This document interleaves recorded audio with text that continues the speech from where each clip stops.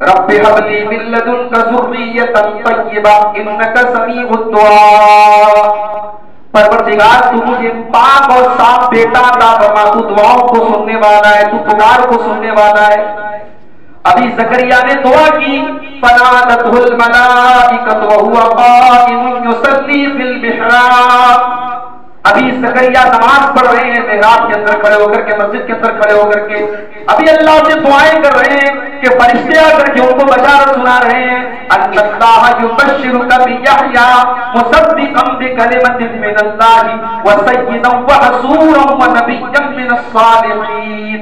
اے زکریا تجھے اللہ تعالیٰ ایک ایسا بیٹا دینے جا رہا ہے جس بیٹے کا نام بھی اللہ تعالیٰ رکھ کر کے دنیا میں دے رہا ہے، اس بیٹے کا نام یحییٰ، فی بیوت اذن اللہ ان ترفع وَيُذْكَرَ فِيهَا اسْمُهُ يُسَبِّحُ لَهُ فِيهَا بِالْغُدُوِّ وَالْآصَالِ۔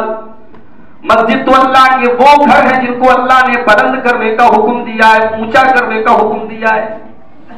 علماء کہتے ہیں کہ یہاں اونچا کرنے کا مطلب یہ نہیں کہ مسجد کی ہائٹ بہت زیادہ ہے، مسجد کا مینار بہت اونچا ہے، ہائٹ اونچا کرنا مقصد نہیں ہے۔ یہاں مسجد کو اونچا کرنے کا مقصد یہ ہے کہ مسجد تمام غلط اور فضول اور ناجائز کاموں سے بلند ہونی چاہیے، مسجد کی شان پورے سماج سے بالکل الگ ہونی چاہیے۔ مسجد ایک ایسی جگہ ہونی چاہیے جہاں کوئی ناشائستہ، جہاں کوئی نازیبا، کوئی غلط حرکت نہیں ہونی چاہیے۔ اللہ نے کہا کہ مسجد وہ گھر ہے اللہ کا، اذن اللہ ان ترفع، اللہ نے اس کو اونچا کرنے کا حکم دیا ہے۔ وَيُذْكَرَ فِيهَا اسْمُهُ، اور اللہ نے حکم دیا ہے کہ مسجد میں اللہ کا نام لیا جائے۔ یُسَبِّحُ لَهُ فِيهَا بِالْغُدُوِّ وَالْآصَالِ، مسجد کے اندر صبح شام اللہ تعالیٰ کی تسبیح بیان کرتے ہیں، اللہ کی پاکی بیان کرتے ہیں۔ کون لوگ؟ نحمده ونستعينه ونستغفره ونعوذ بالله من شرور أنفسنا ومن سيئات أعمالنا، من يهده الله فلا مضل له ومن يضلل فلا هادي له، وأشهد أن لا إله إلا الله وحده لا شريك له، وأشهد أن محمدا عبده ورسوله۔ يا أيها الذين آمنوا اتقوا الله حق تقاته ولا تموتن إلا وأنتم مسلمون۔ يا أيها الناس اتقوا ربكم الذي خلقكم من نفس واحدة وخلق منها زوجها وبث منهما رجالا كثيرا ونساء، واتقوا الله الذي تساءلون به والأرحام إن الله كان عليكم رقيبا۔ يا أيها الذين آمنوا اتقوا الله وقولوا قولا سديدا يصلح لكم أعمالكم ويغفر لكم ذنوبكم ومن يطع الله ورسوله فقد فاز فوزا عظيما۔ أما بعد فإن خير الحديث كتاب الله وخير الهدي هدي محمد صلى الله عليه وسلم وشر الأمور محدثاتها وكل محدثة بدعة وكل بدعة ضلالة وكل ضلالة في النار۔ أعوذ بالله من الشيطان الرجيم، بسم الله الرحمن الرحيم۔ إنما يعمر مساجد الله من آمن بالله واليوم الآخر وأقام الصلاة وآتى الزكاة ولم يخش إلا الله فعسى أولئك أن يكونوا من المهتدين۔ محترم حاضرین جمعہ، مسلمان کی زندگی میں مسجد کی بڑی اہمیت ہے۔ ہمارے دین میں 5 ٹائم کی نماز گھر پہ پڑھنے کی اجازت نہیں ہے۔ نماز ضروری ہے اور نماز کے لیے مسجد میں آنا بھی ضروری ہے، جماعت کے ساتھ پڑھنا ہے آپ کو۔ بھائی نماز ضروری تھی، آدمی گھر پہ پڑھ لیتا، مگر نہیں، مسجد میں آنا ہے۔ جب تک کوئی بہت شدید عذر نہ ہو، کوئی مجبوری نہ ہو، جب تک آپ پیروں سے چل کے مسجد میں آ سکتے ہیں آپ کو مسجد میں آنا ہے۔ ایسا کیوں ہے؟ دنیا کے دیگر مذاہب کی عبادتوں میں اتنی سختی نہیں ہے، انڈیویژول الگ الگ بھی آپ عبادت کر سکتے ہیں، مگر ہماری شریعت میں جو سب سے اہم عبادت ہے نماز، وہ انڈیویژول نہیں پڑھ سکتے، آپ الگ الگ نہیں پڑھ سکتے، جماعت سے پڑھنا ہے اور مسجد میں آ کے پڑھنا ہے۔ اس کا ایک مقصد تو اجتماعیت ہے، ہمارے دین میں اجتماعیت کی بڑی اہمیت ہے۔ بھائی 5 ٹائم سارے مسلمان مسجد میں آئیں گے تو ایک دوسرے کے حال احوال معلوم ہوں گے۔ صحابہ کرام میں جب کوئی بیمار ہو جاتا تو وہ مسجد میں نظر نہیں آتا تھا، اللہ کے رسول صلی اللہ علیہ وسلم صحابہ سے پوچھتے فلاں نظر نہیں آ رہا ہے، تو پتہ لگتا وہ بیمار ہے۔ یعنی مسجد میں اگر آدمی صحت مند ہے، صحیح ہے، تو ضرور آئے گا۔ یہ اللہ کے رسول کے دور کی جو مسلمان سوسائٹی تھی اس کی ایک علامت تھی، ایک پہچان۔ دوسرا مقصد مسجد میں آنے کا یہ ہے کہ مسجد کی ایک اہمیت ہے، مسجد کا ایک مقام ہے، وہ ہمارے دل میں ہونا چاہیے۔ 5 ٹائم مسجد میں حاضری کا حکم اس لیے بھی دیا گیا تاکہ ہم اور آپ مسجد کی اہمیت کو سمجھیں۔ ہم یہ نہ سمجھیں کہ مسجد ایسے ہی ایک عبادت کا گھر ہے، ایک نماز کی جگہ ہے، جی نہیں، مسجد ہماری لائف کا، ہماری زندگی کا ایک حصہ ہے۔ مسلمان کی زندگی مسجد کے بغیر نہیں، اس کی زندگی میں مسجد ضرور رہنی چاہیے۔ اور اسی لیے اللہ کے نبی صلی اللہ علیہ وسلم نے روئے زمین کا سب سے محبوب اللہ تعالیٰ کو اگر کوئی حصہ ہے تو وہ مسجد، اللہ کے رسول نے حدیث میں اس کو بیان کیا، صحیح مسلم کی روایت ہے، آپ نے فرمایا احب البلاد الی اللہ مساجدها وابغض البلاد الی اللہ اسواقها۔ اللہ تعالیٰ کو سب سے زیادہ اگر کوئی جگہ محبوب ہے تو مسجد ہے، اور اللہ تعالیٰ کو سب سے زیادہ اگر کوئی جگہ مکروہ ہے، ناپسند ہے، تو وہ بازار ہے۔ حالانکہ بازار بھی ہماری ضرورت ہے، بازار کے بغیر ہمارے کام نہیں چل سکتے، مگر بازار اور مسجد میں بہت فرق ہے۔ بازار وہ جگہ ہے جہاں بہت کم اللہ کا نام لیا جاتا ہے، جہاں جھوٹ، فساد، گالی گلوچ، 3-5 یہ سب ہوتا ہے۔ اور مسجد وہ جگہ ہے جہاں بہت ریئر، بہت کم کوئی غلط کام ہوتا ہے۔ مسجد اللہ کی عبادت، نماز، ذکر، تلاوت، ان سب چیزوں کی جگہ ہے۔ تو اللہ تعالیٰ کو سب سے محبوب اگر کوئی جگہ ہے تو مسجد ہے، اور سب سے زیادہ مکروہ اگر کوئی جگہ ہے اللہ کے نزدیک تو بازار ہے۔ اسی لیے حکم ہے کہ مسجدوں کو پاک رکھا جائے، مسجدوں کو بنایا جائے، مسجدوں کو آباد کیا جائے، اور یہ نہ سمجھا جائے کہ بھئی مسجد کی تعمیر اور مسجد کو بنانا یہ چند لوگوں کا کام، ہر مسلمان کا کام ہے مسجد کی تعمیر میں حصہ لینا۔ اللہ کے رسول صلی اللہ علیہ وسلم جب مدینہ آئے، آپ نے مدینہ آنے کے بعد پہلے اپنا گھر نہیں بنایا، پہلے اللہ کا گھر بنایا، پہلے مسجد بنائی۔ تو یتیم بچوں کی وہ زمین تھی جس پر مسجد نبوی کی تعمیر کی گئی، زمین پہلے پہنچ کر کے آپ نے زمین کو خریدا، اور پھر مسجد کی تعمیر کا جب کام شروع ہوا تو اللہ کے پیارے نبی صلی اللہ علیہ وسلم اور اس وقت جتنے صحابہ موجود تھے وہاں سب لیبر بنے ہوئے ہیں، وہاں سب مزدور بنے ہوئے ہیں۔ اللہ کے رسول اپنے کندھے پر پتھر اٹھا کے اس مسجد کی تعمیر میں حصہ لے، اور جب صحابہ کو اللہ کے رسول دیکھتے کہ پتھر اٹھا کے اس مسجد کی تعمیر میں حصہ لے، اللہ کے نبی دعا کرتے تھے اللہم اغفر للانصار والمہاجرہ، اے اللہ میرے ان صحابہ کی، ان انصار و مہاجرین کی تو مغفرت فرما، اللہم لا خیر الا خیر الاخرہ، اے اللہ زندگی تو آخرت کی زندگی ہے، اے اللہ تو میرے ان صحابہ کی بخشش فرما دے، ان کو معاف فرما۔ اللہ کے نبی نے سب سے پہلے مسجد کی تعمیر کی میرے پاس۔ مدینہ کے پہنچنے کے پہلے آپ قبا پہنچے، قبا میں جمعہ کی نماز آپ نے پڑھائی، اور وہاں پر بھی آپ نے مسجد کی تعمیر کی، اور یہ وہی مسجد ہے جس کا ذکر اللہ تعالیٰ نے سورۃ توبہ کے اندر کیا، لَمَسْجِدٌ أُسِّسَ عَلَى التَّقْوَى مِنْ أَوَّلِ يَوْمٍ أَحَقُّ أَن تَقُومَ فِيهِ، کہ اے نبی وہ مسجد جس کی بنیاد تقویٰ کے اوپر رکھی گئی تھی پہلے دن سے، اے نبی اس مسجد میں آپ کھڑے ہوں، وہاں جا کے آپ نماز پڑھیں، یہ حق ہے۔ لَمَسْجِدٌ أُسِّسَ عَلَى التَّقْوَى مِنْ أَوَّلِ يَوْمٍ أَحَقُّ أَن تَقُومَ فِيهِ، وہاں جا کر کے آپ نماز پڑھیے۔ فیہ رجال یحبون ان یتطہروا، اس مسجد قباء میں ایسے لوگ رہتے ہیں جو پاک اور صاف رہنے کو پسند کرتے ہیں، واللہ یحب المطہرین، اور اللہ تعالیٰ پاک اور صاف رہنے والوں کو پسند کرتا ہے۔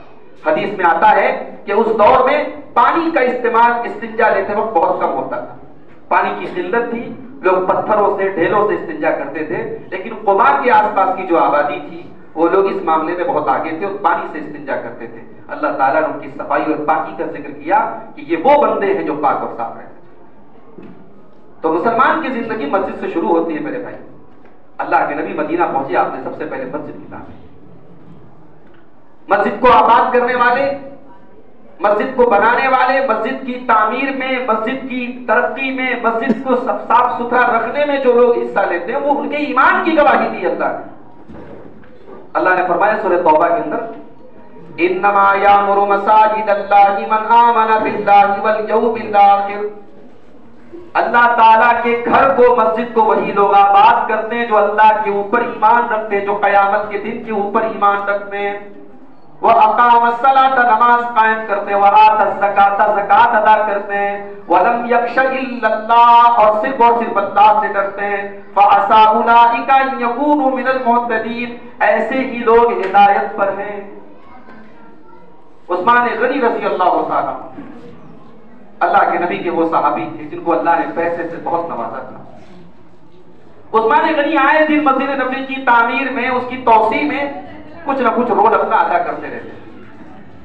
کبھی کبھی ایسا بھی ہوا کہ لوگوں نے اعتراض کیا کہ عثمان غنی کو تو بس یہ کام نظر آتا ہے، کیسے مسجد کو اور خوبصورت بنا دیا جائے، کیسے مسجد کو اور چوڑا بنا دیا جائے، مسجد کی تعمیر، مسجد کی توسیع، عثمان غنی کو اسی کام میں بڑا مزہ آتا ہے۔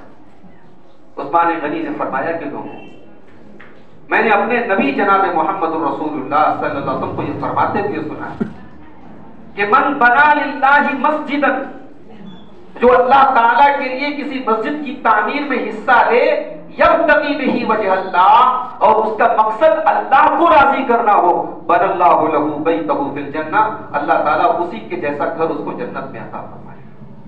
گویا اگر اخلاص کے ساتھ آدمی مسجد کی تعمیر میں حصہ لے تو جنت اس کی پکی ہے انشاءاللہ، اگر اخلاص کے ساتھ وہ مسجد کی تعمیر میں حصہ لے۔ مسجد وہ جگہ ہے میرے بھائی جہاں 5 ٹائم ہر مسلمان کو آنا ہی ہے۔ یہ وہ جگہ ہے جہاں 5 ٹائم آپ کو حاضری دینی ہی دینی ہے، چھٹکارا نہیں ہے، اس میں کوئی آپشن نہیں ہے کہ چلو بھائی گھر پہ پڑھ لیتے، آنا ہے آپ کو۔ اللہ نے فرمایا سورہ اعراف کے اندر، قل امر ربی بالقسط واقیموا وجوہکم عند کل مسجد، اے نبی آپ کہہ دیجئے میرے رب کا حکم ہے، میرے رب نے عدل و انصاف کا حکم دیا ہے، اور میرے رب نے حکم دیا ہے کہ ہر نماز کے ٹائم مسجد میں حاضر ہو جائے۔ مسجد کی طرف اٹھنے والا ایک ایک قدم ہمارے گناہوں کی بخشش کا ذریعہ بنتا ہے۔ اللہ کے پیارے نبی نے صحابہ سے کہا، الا ادلکم علی ما یمحو اللہ بہ الخطایا ویرفع بہ الدرجات، اے میرے صحابہ کیا میں تمہیں ایسا عمل نہ بتا دوں کہ اگر وہ عمل کرو گے اللہ تمہارے گناہوں کو معاف کر دے گا، تمہارے درجے بڑھا دے گا؟ صحابہ نے کہا یا رسول اللہ ضرور بتائیں آپ نے فرمایا اسباغ الوضوء علی المکارہ، وضو کرنا، اچھے طریقے سے وضو کرنا ناپسندیدگی کے باوجود۔ سردی کا موسم ہے، پانی سے قریب جانا بھی آدمی پسند نہیں کرتا، گرمی کا موسم ہے، ٹنکی کا پانی بہت گرم آ رہا ہے، پانی چھونا نہیں چاہتا، لیکن وضو کرنا ہے اور وضو مکمل کرنا ہے تو پسند نہیں ہے، دل پر جسم پر بھاری گزر رہا ہے، مگر آدمی مکمل وضو کرے۔ یہ ایسا عمل ہے جو آدمی کے گناہوں کی بخشش کا ذریعہ بنتا ہے۔ اور دوسری چیز وَكَثْرَةُ الْخُطَىٰ إِلَى الْمَسَاجِدِ، اور مسجد کی طرف زیادہ سے زیادہ چل کے آنا، مسجد کی طرف اٹھنے والا ہر قدم انسان کے گناہوں کی بخشش کا ذریعہ بنتا۔ اور تیسری چیز وَانْتِظَارُ الصَّلَاةِ بَعْدَ الصَّلَاةِ، ایک نماز کے بعد دوسری نماز کا انتظار کرنا۔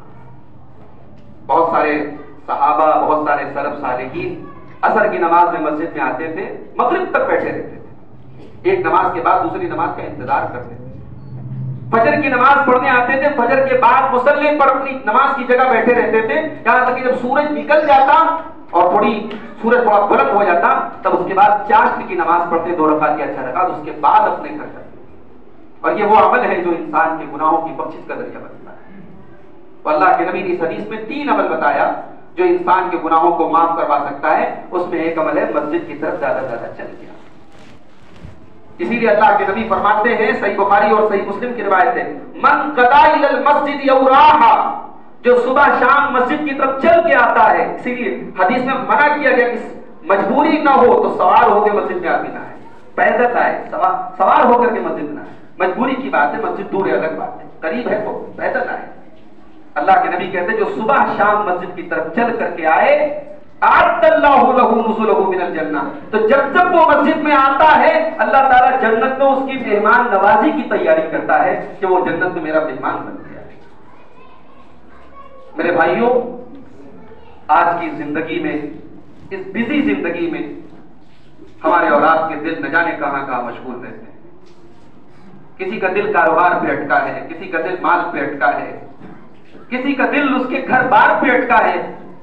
کاش کوئی ایسا اللہ کا بندہ سامنے آ جائے جس کا دل مسجد میں لگ جائے، جس کا دل مسجد پہ اٹک جائے، جس کے دل کو مسجد سے اتنا لگاؤ ہو جائے کہ اسے مسجد میں آ کے سکون ملے۔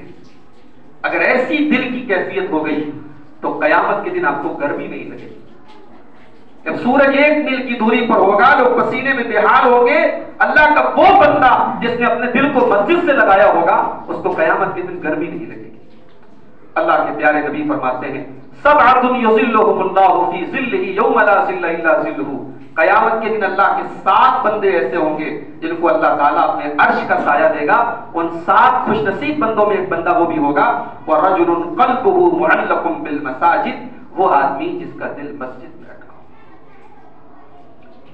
آج ہم اور آپ ماشاءاللہ بہت سارے کاروباری لوگ بھی ہیں، کاروبار کرتے ہیں، کارخانوں میں بزی ہیں، نماز کا وقت ہے، ہم مسجد میں نہیں آتے، مسجد میں حاضر نہیں ہوتے۔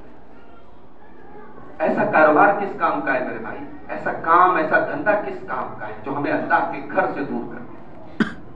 یقیناً کاروبار ایک ایسی چیز ہے جو انسان کو غافل کرتی ہے۔ بعض اوقات ایسا ہوتا ہے آدمی اپنے لین دین میں، کاروبار میں، دکان میں اتنا بزی ہے کھانے کا ہوش نہیں۔ بعض دکانداروں نے مجھے بتایا کہ ہم لوگ 12 بجے گھر پہنچتے ہیں، تب جا کے کھانا کھاتے ہیں، فرصت نہیں ہے، ہوش نہیں ہے۔ یقیناً کاروبار ایک ایسی چیز ہے جو انسان کو بہت ساری چیزوں میں غافل کر دیتا ہے، مگر نماز سے غافل کر دے ایسا نہیں ہونا چاہیے۔ اللہ نے سورہ نور کے اندر، قرآن مجید کے 18ویں پارے میں سورہ نور کے اندر اللہ نے آیت نمبر 36، 37 اور 38 میں مسجد کا ذکر کرتے ہوئے بڑی پیاری بات کی ہے۔ فرمایا فی بیوت اذن اللہ ان ترفع ویذکر فیہا اسمہ یسبح لہ فیہا بالغدو والآصال، مسجد تو اللہ کے وہ گھر ہیں جن کو اللہ نے بلند کرنے کا حکم دیا ہے، اونچا کرنے کا حکم دیا ہے۔ علماء کہتے ہیں کہ یہاں اونچا کرنے کا مطلب یہ نہیں کہ مسجد کی ہائٹ بہت زیادہ ہے، مسجد کا مینار بہت اونچا ہے، ہائٹ اونچا کرنا مقصد نہیں ہے۔ یہاں مسجد کو اونچا کرنے کا مقصد یہ ہے کہ مسجد تمام غلط اور فضول اور ناجائز کاموں سے بلند ہونی چاہیے۔ مسجد کی شان پورے سماج سے بالکل الگ ہونی چاہیے۔ مسجد ایک ایسی جگہ ہونی چاہیے جہاں کوئی ناشائستہ، جہاں کوئی نازیبا، کوئی غلط حرکت نہیں ہونی چاہیے۔ اللہ نے کہا کہ مسجد وہ گھر ہے اللہ کا، اذن اللہ ان ترفع، اللہ نے اس کو اونچا کرنے کا حکم دیا ہے۔ وَيُذْكَرَ فِيهَا اسْمُهُ، اور اللہ نے حکم دیا ہے کہ مسجد میں اللہ کا نام لیا جائے۔ یسبح لہ فیہا بالغدو والآصال، مسجد کے اندر صبح شام اللہ تعالیٰ کی تسبیح بیان کرتے ہیں، اللہ کی پاکی بیان کرتے ہیں۔ کون لوگ؟ رجال لا تلہیہم تجارت ولا بیع عن ذکر اللہ۔ یہاں ایک بڑا عجیب نکتہ آپ کو بیان کرنے جا رہا ہوں۔ اللہ نے کہا کہ مسجد میں صبح شام اللہ کی تسبیح بیان کرتے ہیں ایسے مرد لوگ، رجال عربی میں رجال کہتے ہیں مرد کو۔ اللہ نے کہا کہ حقیقت میں مرد وہ لوگ ہیں جن کا کاروبار اور جن کی تجارت اور جن کا لین دین، جن کا سودا، جن کا دنیا کا ٹرانزیکشن اور بزنس ان کو اللہ کے ذکر سے غافل نہیں کرتا۔ حقیقت میں مرد وہ لوگ ہیں، مرد وہ ہے جس کی نماز، جس کا کاروبار اس کی نماز سے اس کو نہ روکے، جس کا کروڑوں کا کاروبار اور بزنس اس کی نماز سے اس کو روک دے، وہ مرد نہیں ہے۔ اللہ کی نظر میں مرد وہ ہے، انسان وہ ہے، ایمان والا وہ ہے جس کا کاروبار اس کو نماز سے غافل کرتا ہے۔ رجال لا تلہیہم تجارۃ ولا بیع عن ذکر اللہ، وہ ایسے مرد لوگ ہوتے ہیں کہ ان کا کاروبار اور ان کا لین دین ان کو اللہ کے ذکر سے غافل نہیں کرتا، وَإِقَامِ الصَّلَاةِ، نہ تو نماز سے غافل کرتا ہے، وَإِيتَاءِ الزَّکَاةِ، اور نہ زکات سے منع کرتا ہے، زکات سے غافل کرتا ہے۔ کیوں؟ اتنا بڑا کاروبار ہے تب بھی نماز پڑھتے ہیں، کیوں کرتے ہیں بھائی ایسا؟ اتنا لمبا چوڑا کاروبار ہے، اتنا پیسہ ہے، اتنا اچھا مکان ہے، پھر بھی اللہ کو یاد کرتے کیوں؟ یخافون یوما تتقلب فیہ القلوب والابصار، وہ اس دن سے ڈرتے ہیں جس دن نہ آنکھ اپنی جگہ رہے گی نہ دل اپنی جگہ رہے گی، آنکھیں اور دل الٹ پلٹ جائیں گے، وہ قیامت کے دن سے ڈرتے ہیں، وہ اللہ کے حساب سے ڈرتے ہیں۔ تو میرے بھائی، آج ہمارے اور آپ کے دل سے اگر خوف آخرت نہ نکلا ہوتا تو ہم اپنے کاروبار میں، اپنی دنیاوی مصروفیات میں نماز کے ٹائم نہ لگے رہتے، مسجد شروع ہوتا ہے۔ ارے مسجد تو وہ جگہ ہے جہاں دعائیں قبول ہوتی ہیں، جہاں بے اولادوں کو اولاد ملتی ہے، جہاں بے سہاروں کو سہارا ملتا ہے، جہاں مرادیں پوری ہوتی ہیں، مسجد تو وہ جگہ ہے۔ اللہ کا ایک بندہ ہے، زکریا نام ہے اس کا، 85 سال کی عمر ہو گئی ہے، مسجد کے محراب میں اپنی بھتیجی، اپنی بھانجی کو، حضرت مریم کو دیکھا کہ بے موسم کا پھل آ گیا ہے مریم کے پاس، انار کا موسم نہیں، انار آ گیا ہے، سیب کا موسم نہیں، سیب آ گیا ہے۔ اور جب مریم سے پوچھا کہ مریم یہ پھل کہاں سے آیا، تو مریم کہتی ہے من عند اللہ، یہ پھل اللہ کی طرف سے آیا ہے، ان اللہ یرزق من یشاء بغیر حساب، اللہ جسے چاہتا ہے بغیر حساب سے۔ زکریا کے دل میں خیال آیا کہ جو اللہ بے موسم کا پھل دے سکتا ہے وہ مجھ بوڑھے کو اولاد بھی دے سکتا ہے۔ زکریا نے اسی محراب میں کھڑے ہو کر اللہ کی بارگاہ میں دعا کی، رب ہب لی من لدنک ذریۃ طیبہ انک سمیع الدعاء، پروردگار تو مجھے پاک اور صاف بیٹا عطا فرما، تو دعاؤں کو سننے والا ہے، تو پکار کو سننے والا ہے۔ ابھی زکریا نے دعا کی، فنادته الملائکۃ وهو قائم یصلی فی المحراب، ابھی زکریا نماز پڑھ رہے ہیں محراب کے اندر کھڑے ہو کر کے، مسجد کے اندر کھڑے ہو کر کے، ابھی اللہ سے دعائیں کر رہے ہیں کہ فرشتے آ کر کے ان کو بشارت سنا رہے ہیں، ان اللہ یبشرک بیحییٰ مصدقا بکلمۃ من اللہ وسیدا وحصورا ونبیا من الصالحین۔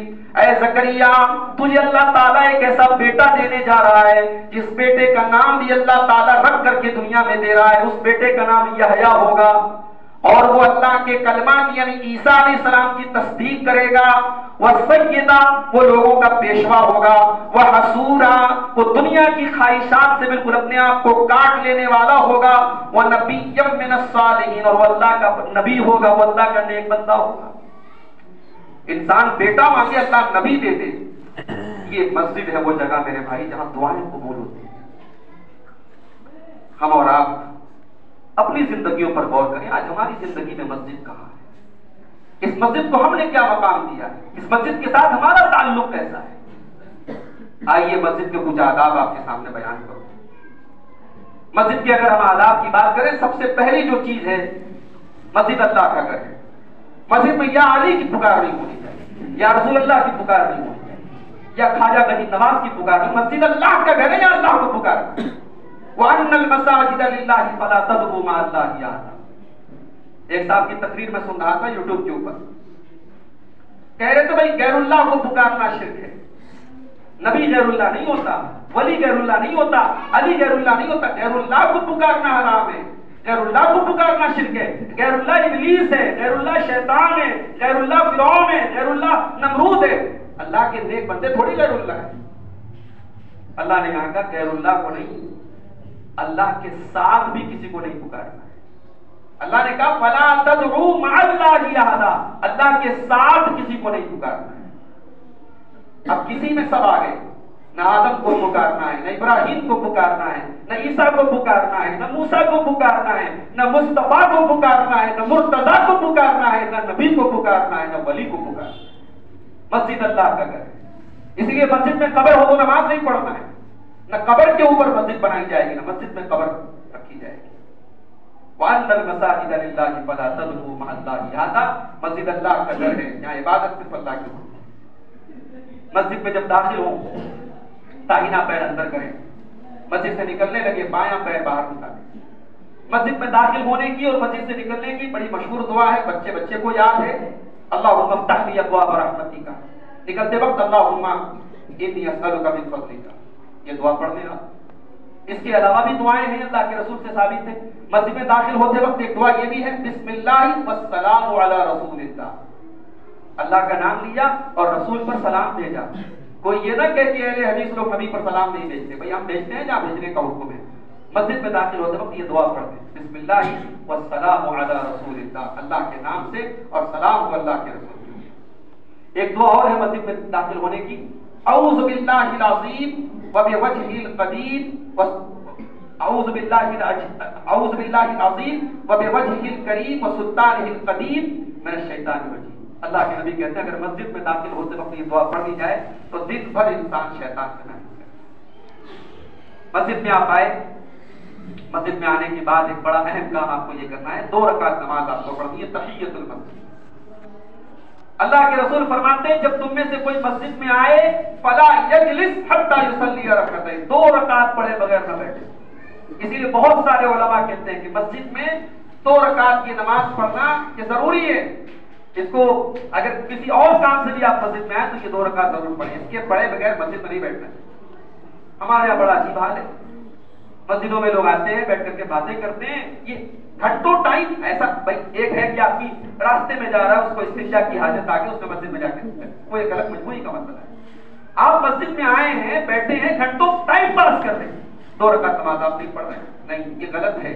مسجد میں جب بھی آئیں 2 رکعت نماز، مسجد میں جب بھی آئیں تو کوئی ایسی چیز کھا کر کے نہ آئیں جس سے بدبو آ رہی۔ حدیث میں کہا گیا کچا پیاز اور کچا لہسن کھا کر کے نہ، اللہ کے نبی فرماتے ہیں، بخاری اور مسلم کی روایت ہے، من اکل بصلا او ثوما، جو پیاز اور لہسن کھا کر کے آئے فلا یقربن، وہ مسجد کے قریب نہ آئے، اپنے گھر میں بیٹھا رہے، مسجد میں نہ آئے۔ فرشتوں کو تکلیف ہوتی ہے بھائی، فرشتوں کو اگر لہسن اور پیاز سے تکلیف ہوتی ہے تو معاف کیجیے گا، فرشتوں کو بیڑی سے بھی تکلیف ہوتی ہوگی، فرشتوں کو سگریٹ اور گٹکے سے بھی تکلیف ہوتی ہوگی، فرشتوں کو تمباکو سے بھی تکلیف ہوتی۔ تو یہ تمام چیزیں جو ہے نا وہ آپ باہر اس کو خارج کر کے آئیں، مسجد میں اس کی مہک باقی نہیں رہنی چاہیے۔ اسی طریقے سے مسجد میں اچھا کپڑا پہن کر اور پاک صاف ہو کر کے، اللہ تعالیٰ نے فرمایا یا بنی آدم خذوا زینتکم عند کل مسجد، اے آدم کی اولاد مسجد میں آؤ تو زینت اختیار کر لو۔ ایسا نہیں کہ صاحب کہیں شادی وادی میں جانا ہے یا کسی کے گھر جانا ہے تو بہت اچھا کپڑا پہن کے جا رہے ہیں، صاف ستھرے کپڑے پہن کے جا رہے ہیں، اور یہاں مسجد میں آ رہے ہیں تو میلے کچیلے جیسے تیسے بس چلے آ رہے ہیں، تو مسجد ہی کا معاملہ ہے۔ اللہ نے کہا زینت اپنا کے آؤ، ڈھنگ کے کپڑے پہن کے آؤ، بدن سے ایسا نہ ہو کہ بدبو آ رہی ہو، صاف ستھرے بن کر کے آؤ۔ اسی طریقے سے مسجد میں پہلے آنے کی کوشش کریں، خاص طور سے جمعہ کے دن۔ ہمارے یہاں جمعہ کے دن الحمدللہ بہرحال اور مسجدوں کے مقابلے میں لوگ خیال رکھتے پہلے آتے ہیں، عورتیں بھی پہلے آتی ہیں، مگر ایک شکایت ہے عورتوں کے بارے میں، ہم سے بعض عورتوں نے بتایا، اسی مسجد کی بات مصلی خواتین نے بتایا کہ عورتیں پہلے سے آ جاتی ہیں اور بیٹھ کر کے بڑی باتیں کرتی ہیں۔ آپ یہ غلط ہے بھائی، مسجد میں آپ پہلے سے آئیں جمعہ کے دن تو وہ جو وقت ہے نا وہ آپ تلاوت میں نماز میں صرف کریں، اس میں بات کرنے کی اجازت نہیں ہے، بات جتنی بھی ضروری ہو۔ مجھے تو پتہ لگا غیر ضروری باتیں ہوتی رہتی ہیں، فلاں کی بہو کہتی ہے، فلاں کی ساس کہتی ہے، دنیا کی باتیں ہوتی ہیں، نہیں کرنی چاہیے۔ مسجد میں عورتوں سے میں کہہ رہا ہوں خاص طور نہیں کرنی چاہیے۔ مسجد میں آپ جمعہ کے دن پہلے آئے ہیں، جمعہ کی نماز کے بعد کوئی ضروری باتیں کر لیں آپ، لیکن پہلے اگر آئے تو جتنی دیر آپ مسجد میں ہیں بیٹھے ہیں آپ تلاوت میں، ذکر میں، دعا میں، نماز میں لگے ہیں، اور باقی 5 ٹائم کی نماز میں بھی پہلے آنے کی بڑی فضیلت ہے۔ اللہ کے نبی فرماتے ہیں لو یعلم الناس، اگر لوگ جان لیں کہ پہلی صف میں اور اقامت میں شامل ہونے کا کیا ثواب ہے، ثم لم یجدوا الا ان یستحموا علیہ، پھر لوگوں کے پاس کوئی چارہ نہ ہو سوائے پورا اندازی کرنے کے، ڈرا کرنے کے، کہ پرچی ڈال کے ایک دوسرے کا نام لکھے، جس کا نام ہے وہ پہلی صف میں شامل ہو۔ اگر لوگوں کو ایسا کرنا پڑے، لوگ ثواب جان لیں، فضیلت جان لیں، تو ایسا کریں، تو پہلے آنے کی کوشش کریں۔ اسی طریقے سے حدیث میں منع کیا گیا تشبیک، دونوں ہاتھوں کی انگلیوں کو ایسے آپس میں گتھا گتھا کرنے، اس کو عربی میں تشبیک ہے۔ مسجد میں بیٹھ کے تشبیک نہیں کرنا ہے، دونوں ہاتھوں کی انگلیوں کو تشبیک نہیں کرنا، بلکہ حدیث میں تو یہاں تک کہا اللہ کے رسول نے کہ اگر آپ نماز کے مقصد سے گھر سے چلے ہیں وضو کر کے تو راستے میں بھی آپ کو تشبیک نہیں کرنا ہے، یہ تشبیک کرنا راستے میں بھی منع ہے۔ مسجد میں کاروبار کرنا جائز ہے، مسجد میں کسی گمشدہ چیز کا اعلان کرنا جائز ہے، اللہ کے رسول نے منع کیا۔ آپ نے فرمایا اگر کسی کو دیکھو کہ وہ اپنے گمشدہ جانور یا سامان کا اعلان مسجد میں کر رہا ہے تو کہو لعنت اللہ علیک، اللہ تیرا سامان واپس نہ کرے۔ ترمذی کی ایک حدیث میں اللہ کے نبی نے فرمایا اگر کسی کو دیکھو کہ مسجد میں بیع و شراء کر رہا ہے، لین دین کر رہا ہے، کاروبار کر رہا ہے تو اس سے کہو لا اربح اللہ لک، اللہ تیرے کاروبار میں منافع نہ دے، تیرا نقصان ہو جائے، اس کو بد دعا دے۔ یہ کتنی خطرناک بات ہے۔ اسی طریقے سے مسجد میں اگر آپ بیٹھیں تو اونچی آواز میں بات نہ کریں، اونچی آواز میں بات نہ کریں۔ کوئی نماز پڑھ رہا ہے، کوئی تلاوت کر رہا ہے، کوئی دعا میں لگا ہوا ہے، آپ کو خود بھی تلاوت کرنا ہے، آہستہ آواز میں تلاوت۔ اللہ کے نبی فرماتے ہیں، صحیح مسلم کی روایت ہے، وَإِيَّاكُمْ وَحِشَاتِ الْأَصْوَاقِ، بازاروں کی طرح مسجد میں نہ چلاؤ۔ اللہ کے نبی ایک مرتبہ اعتکاف میں تھے، رمضان کا مہینہ ہے، اعتکاف میں ہے، بعض لوگ بڑی زور زور سے قرآن کی تلاوت کر رہے تھے۔ اللہ کے نبی نے اپنے خیمے کا جو آپ کا اعتکاف کا جو حجرہ تھا اس کا آپ نے پردہ ہٹایا اور آپ نے کہا کلکم مناج ربہ، یہاں مسجد میں ہر آدمی اپنے رب سے بات کرتا ہے، فلا یؤذین احدکم، تو تم میں سے کوئی اپنے بھائی کو تکلیف نہ پہنچائے۔ بھائی آدمی کو اپنے رب سے کچھ بات کرنا ہے، کچھ اپنے رب سے کچھ کہنا ہے، وہ بات کر رہا ہے، تم ڈسٹرب کر رہے ہو اس کو، کسی کو ڈسٹرب مت کرو، تکلیف مت کرو۔ ولا یرفع بعضکم علی بعض، اور قرات میں اور تلاوت میں بھی ایک دوسرے سے اونچی آواز میں تم یہاں آواز نکال کر کے تلاوت کرو۔ اسی طریقے سے میرے بھائیوں، مسجد کا ایک حق یہ بھی ہم پر کہ مسجد کی صفائی ستھرائی یہ سویپر کا کام نہیں ہے، یہ صرف مسجد کے ملازم کا کام نہیں ہے، ابراہیم علیہ السلام اور اسماعیل علیہ السلام جیسے پیغمبروں کا کام ہے۔ بھائی مسجد کی صفائی ستھرائی میں آپ جو کر سکتے ہیں اس اپنا رول ادا کریں، اس کو چھوٹا کام نہ سمجھے، یہ نبیوں کا کام ہے۔ اللہ نے اپنے پیغمبروں کا ذکر کر کے فرمایا ان تحمر بیتی للطائفین والعاکفین والرکع السجود، کہ ابراہیم اور اسماعیل تم نے ہمارا گھر بنا دیا، تم نے خانہ کعبہ بنا دیا، تم نے مسجد حرام بنا دی، بنانا کمال نہیں ہے، بنا دیا، اب اس کو پاک اور صاف رکھو۔ علماء کہتے ہیں پاک اور صاف رکھنے کا دو مطلب ہے، ایک مطلب ہے شرک سے پاک اور صاف رکھو، اللہ کے گھر میں شرک نہیں ہونا چاہیے، اور دوسرا مطلب یہ ہے کہ دنیاوی آلائشوں سے اور گندگیوں سے پاک اور صاف رکھو۔ تو یہ مسجد کے چند حقوق ہیں میرے بھائیوں، چند آداب ہیں، مسجد کا مقام و مرتبہ ہے جو میں نے آپ کے سامنے بیان کیا۔ اللہ سے دعا کیجیے اللہ تعالیٰ ہم سب کو مسجد کے حقوق کو، مسجد کے آداب کو سمجھنے کی توفیق عطا فرمائے۔ اللہ اپنے خوش نصیب بندوں میں ہمیں شامل کر دے جن کا دل مسجد میں لگا رہتا ہے۔ اللہ ہم سب کو اپنے کاروبار کے ساتھ